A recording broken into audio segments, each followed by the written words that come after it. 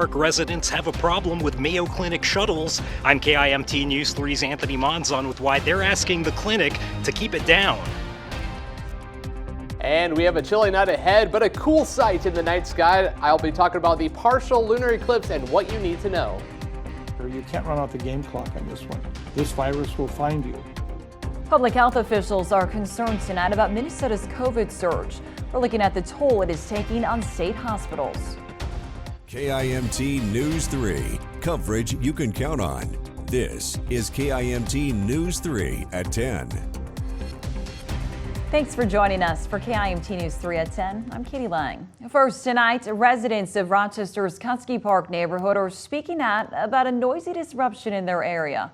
KIMT News 3's Anthony Monzon has been speaking with neighbors about why they're asking Mayo Clinic to keep it down. Anthony?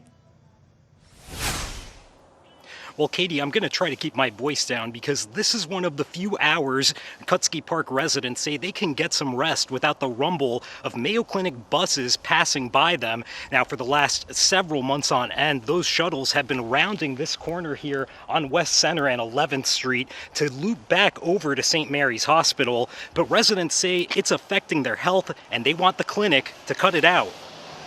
Just want to start off by asking how your morning was this morning. This morning, like all of my weekday mornings for the past 18 months, started with a noisy shuttle bus waking me up at 4:30 a.m. Kutsky Park resident Laurel Podolsky-Smith is awake but not alone weekday mornings before dawn. Podolsky-Smith says Mayo Clinic buses rumbling down her street are gradually wearing down she and her neighbors, disrupting their quality of life, sleep, and productivity, as well as mental and physical health. Not being able to open windows, not being able to use front porches, back patios, their yards and lawns to enjoy or for their children to play in. The frustration of Kutsky Park residents rearing its head during Monday's Rochester City Council meeting. We in the neighborhood are stunned by the entitlement in this situation. It staggers our sensibilities to experience the appropriation of city streets and the lives and well-being of the residents on those streets by a powerful business. This poses a problem to health of the residents, as we've heard, and to the integrity of the neighborhood. The amount of diesel exhaust is certainly a serious problem. Do you detect a hint of irony about the fact that obviously Mayo Clinic is a global health leader and residents are expressing concern about these noise levels and possibly pollution, air pollution from exhaust, causing negative impacts on their own health? Well, I've often found it ironic what's printed on the side of every bus, building community and empowering staff, and I haven't felt empowered by the presence of the buses. Mayo Clinic tells KIMT in part the current number of buses using the route is higher than usual because of COVID safety precautions on bus capacity, and that it's tentatively planning to resume full capacity early next month while exploring alternative routes to provide some peak time relief. Podolsky-Smith says she's seen that response from Mayo Clinic before, and there's been no change since the neighborhood started voicing concerns 8 months ago. We're saying we live here, and we're saying we'd like to sleep past 4:30 a.m. someday. And Podolsky-Smith says it's wonderful that Mayo Clinic provides shuttle service for its employees, but neighbors here in Kutsky Park are just asking they find a way to do that without damaging their neighborhood. Live in Rochester, Anthony Monzon, KIMT News 3. Thanks, Anthony. The Rochester City Council has now directed staff to look into this issue. Mayo Clinic says it's actively working with the city toward incorporating its employee transportation into the future bus rapid transit project. Let's take a live look now over downtown Rochester. A crisp, clear evening, and you can see the moon out there tonight. In KIMT Storm Team 3 Chief Meteorologist Aaron White joining me now to tell us a little bit about why the moon is so important tonight. Yeah, it's going to be pretty cool as we get into tonight. We're talking about the partial lunar eclipse. It's going to be a spectacle to see if you want to stay up a little bit later or maybe even just set an alarm because it is going to be kind of late tonight, especially as we reach the maximum right around 3 a.m. So there's that live look looking towards the moon. We got a chilly night, though, already at 20 degrees. And this is actually from the same live eye looking at the moon, zoomed into it. You can see the nice detail there, just a nice full moon that we have for tonight. So let's get into it, talking about the partial lunar eclipse. It's going to begin just after 1 o'clock in the morning. So there you are, 1:18, starting to get the moon covered up by the Earth's shadow. And then as we get towards 3 a.m., that's when we get to the maximum, about 97% of the moon going to be covered up by the shadow of the Earth. So a really cool sight to see, but we are tracking at least a few clouds rolling in. I think we'll have a good showing of it, though, as we head through the overnight hours. But as we talk about the weather forecast, tracking a nice little warm-up for our weekend. I'll have a look at that weekend forecast here in just a bit. All right, thanks, Aaron. Well, now at 10, public health officials are concerned tonight about a 35% spike nationwide in new cases in recent weeks of COVID-19. But we are seeing the largest surge right here in Minnesota. It's unprecedented. I have never seen so many people on a ventilator at one time. Dr. Josh Hilster is a critical care physician at Abbott Northwestern Hospital in Minneapolis. His ICU is full. The hospital system has nearly 300 COVID patients. Most of the 66 ICU COVID patients are on ventilators. Dr. Hilster says the vast majority of patients that he sees in the ICU are not vaccinated. Susan Rutten got the virus and spent a week in a Minnesota hospital. She was not vaccinated. I feel bad taking up a bed if somebody needs it worse than I do. COVID cases in Minnesota are up nearly 50% in the last week compared to the week before. Hospital admissions increased 24%, with the largest increase among those 30 to 49. People have been successful doing some same-day appointments or really soon appointments at places like Costco or Sam's or Walmart. Where you can skip the line and get your COVID-19 booster in Minnesota. And with temperatures dropping, the cost of home heating is rising. But the governor of Minnesota and the White House say help is on the way. Really just looking for people that actually have the motivation to want to work. Plus, where have all the workers gone? KIMT News 3's Alec Lasham dives into it in a special report. KIMT News 3, first at 10. Your local news with KIMT News 3's Katie Lang. Tracking storms with Storm Team 3 Chief Meteorologist Aaron White. This is KIMT News 3. More local news that is happening right now. We are coverage you can count on.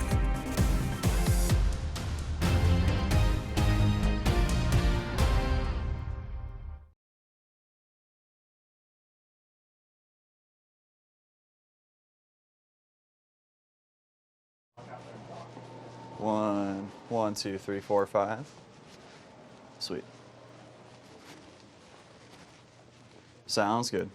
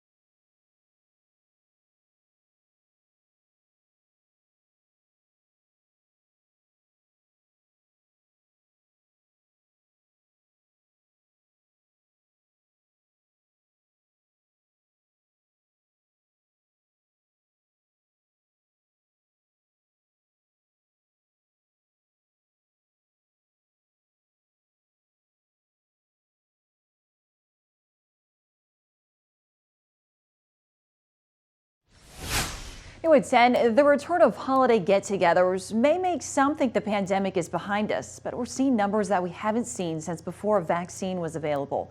Minnesota and a handful of other states aren't waiting, announcing plans to expand access to booster shots by the end of the week if the federal government doesn't take action. We're taking a closer look at how you can find a booster vaccine and possibly skip a long wait in line. Not waiting on the federal government to act, Minnesota is making way for people who want a vaccine booster to get one. People have been able to get in pretty quickly if they know where to look. Winnie Williams is one of several who run Vaccine Hunters, a website that helps people connect with the vaccine they need. She says word of Minnesota giving the green light for 18 plus to get a booster is causing many to seek help from the website. So CVS and Walgreens are certainly big players in the game, but they're booking further out, I think, because people think of them as pharmacies and as places where they can get a vaccine. Williams says if you want to get a booster in the next couple of days, you need to look beyond CVS into Walgreens. The kinds of places that people have been successful in the last, let's say, 48 hours, because this is a changing sphere. Cub Foods is a really big player. There's a lot of Cub Foods that are taking walk-in. People have been successful doing some same-day appointments or really soon appointments at places like Costco or Sam's or Walmart. I mean, again, places that have pharmacies that people don't always think of. Health Partners says getting the booster can help keep the most vulnerable out of the ER and ICU. The group that is getting the booster vaccine right now is that group that's seeing breakthrough infections, right? So up until now, 65 and older, other medical conditions that put them at risk, even though they did everything right and got vaccinated, they are starting to see their immunity wane a little bit from that earlier vaccine. And that's why that group needs to get out there and get boosted now. Community Care Clinics Minnesota takes walk-ins from 9 until 4 Monday through Saturday. Health Partner Clinics can also be a resource. Minnesota's economy is recovering from the pandemic, but we're dealing with massive worker shortages. I'm KIMT News 3's Alec Lasham, looking into the issue next in a special report. And it's already getting cold out there, and it's going to be rather cold as we head into your Friday morning. Be taking a look at that and have a full look at our 7-day forecast coming up in just a few minutes.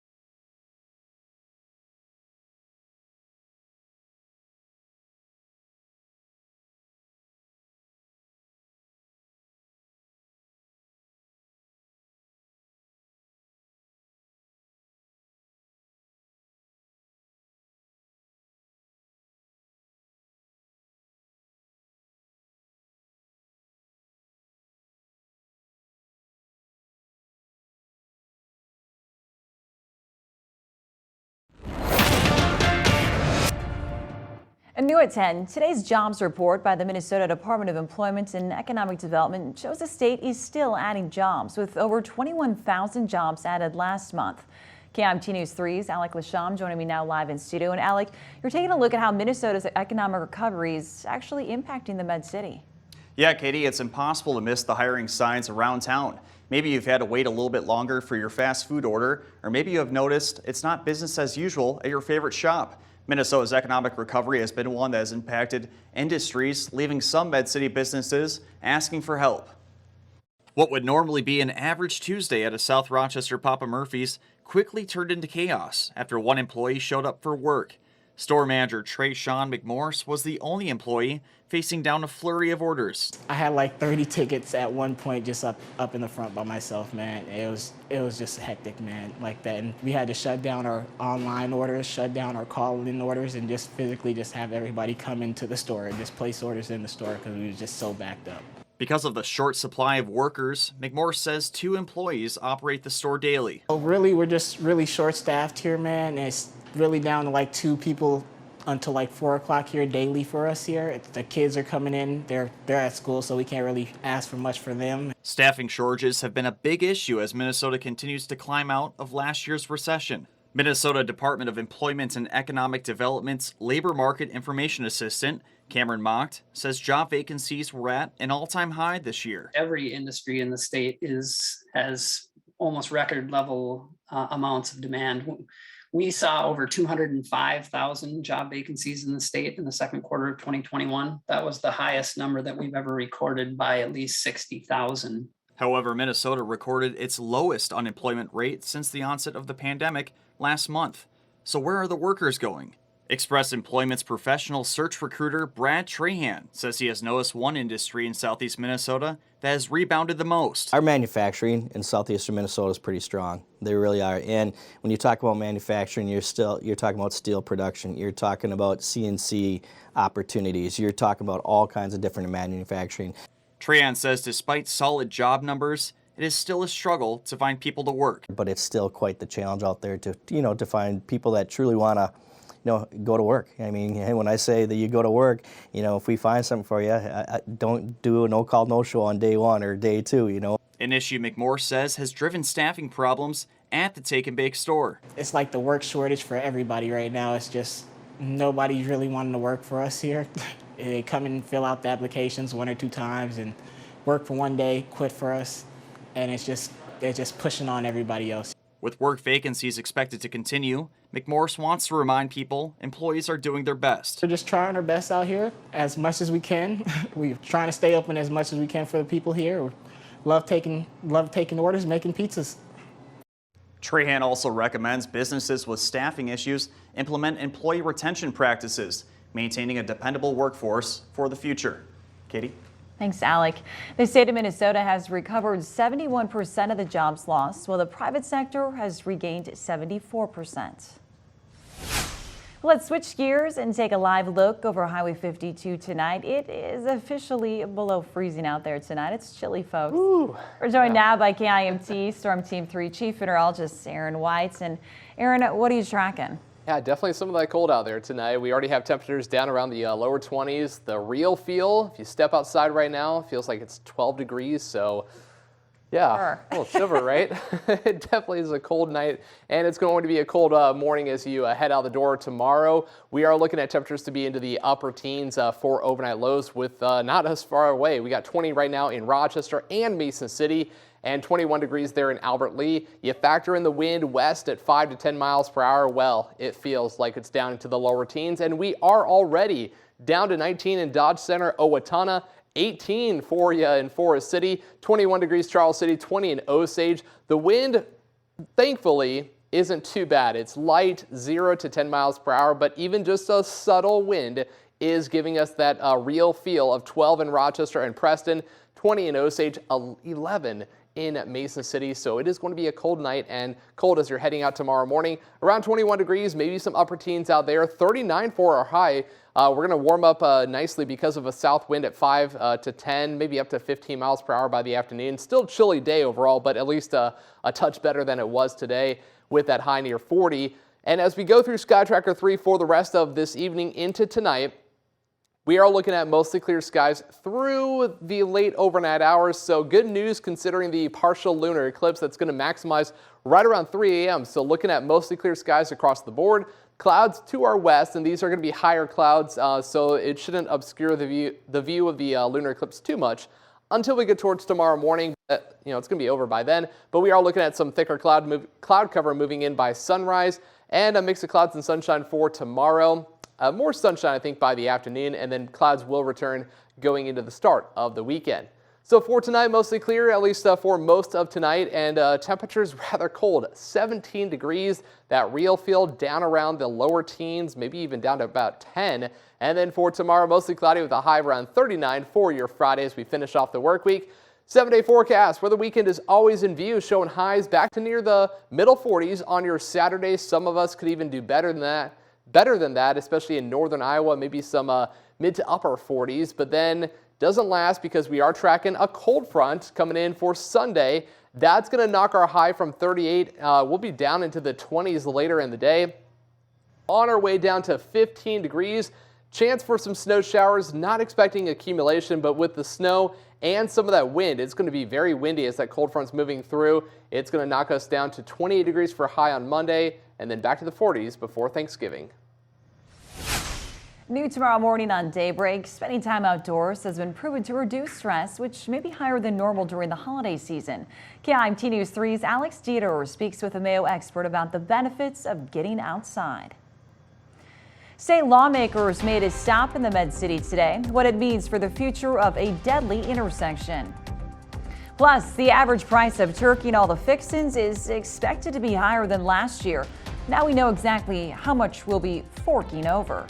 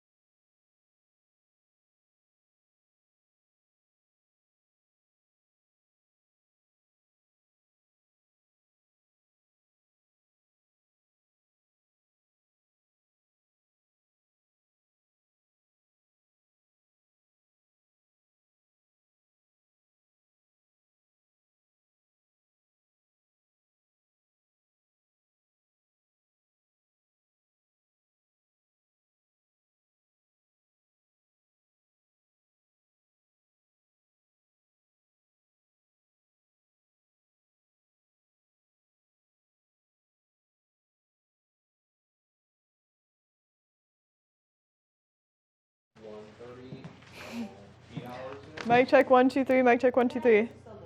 Thanks, Drew.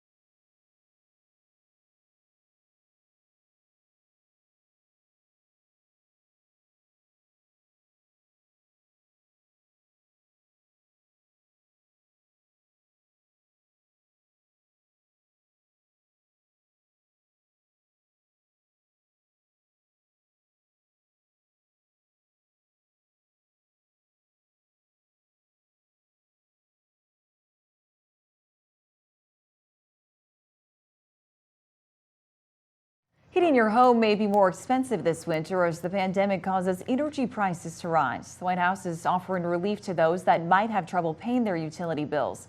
The feds are distributing $4.5 billion to their low-income home energy assistance program. The decision comes as utility companies predict higher rates on bills. A large portion of the money will come from President Biden's coronavirus relief package. Rochester resident Nancy Warren supports the idea.